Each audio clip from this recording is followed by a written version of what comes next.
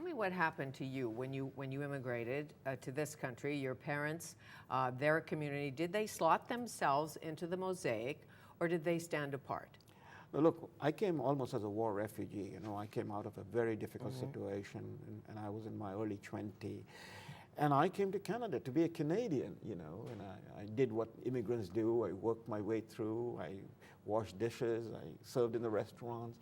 I drove taxi cab.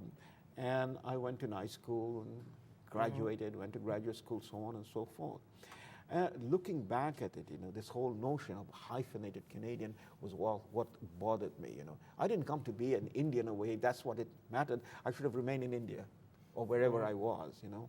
I came to be a Canadian, to be part of a liberal democratic society. And then suddenly the Canadians tell me, no, you are a hyphenated Canadian, you are an Indian, you are an Indian Canadian, or you're a Japanese Canadian, so on and so forth.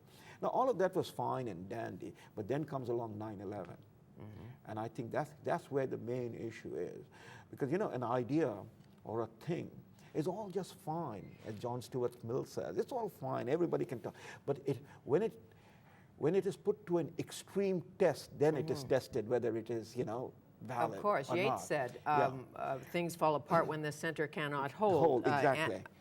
Anarchy is loosed upon the world. Precisely. And so the 9/11 has been the extreme test that we have been put into.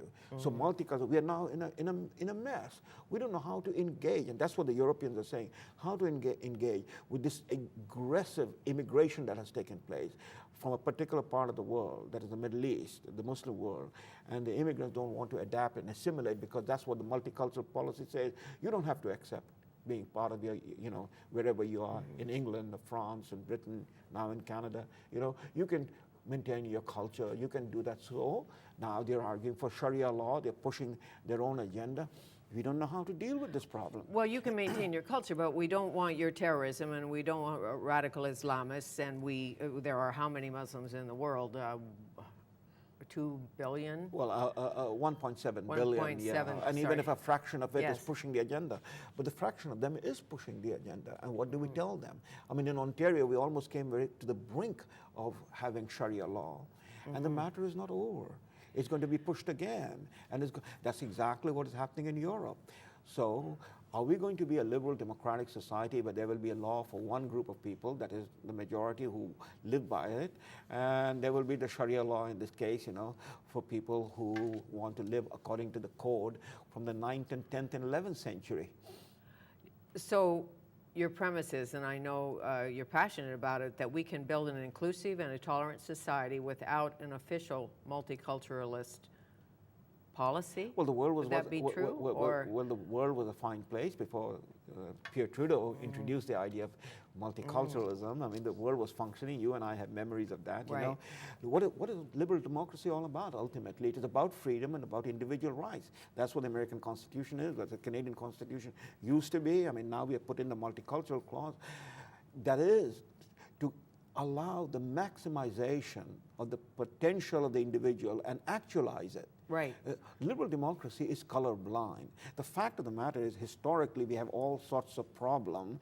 It's a historical problem, and we have to work at it to see that the potential of freedom is realized. Yes, so we can accommodate each other, certainly. Within a rule of law. That's the critical, you know, freedom doesn't mean anarchy. Freedom doesn't mean licentiousness.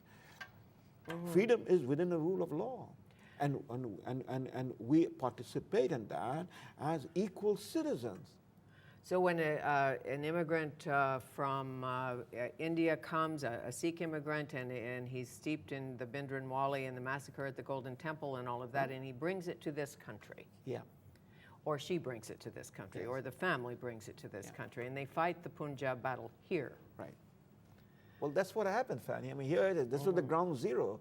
The worst terrorist attack in the history, modern history, before 9/11 took place, was hatched and executed from here, British Columbia. And look at it. I mean, you might be familiar with some of the work that had been done on the Air India bombing. I mean, Kim Bolan's book is such a wonderful book. I mean, we did not wake up to the fact that the victims of Air India bombing were Canadians.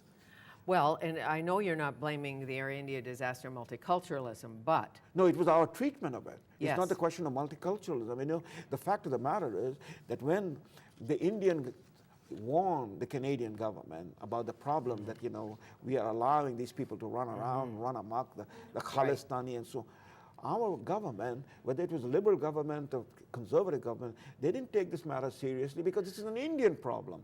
And if some people, in the remote cities and towns of British Columbia are doing whatever they're doing, it's nothing to do with us.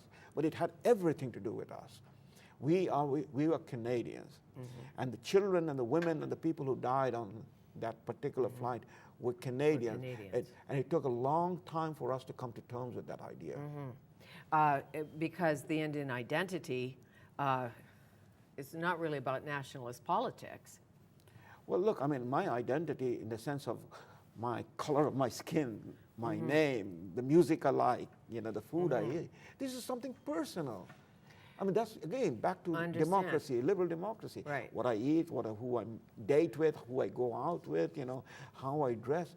These are personal matters of choices and freedom. Sure, you're not anti-immigrant. I know that. You know we need immigrants. They build this country. Jack Granatstein, the great historian, a still great historian, who writes about the Canadian identity, embracing Canada, our culture, our heritage, who we really are, no matter your color, no matter from where you come. That's right.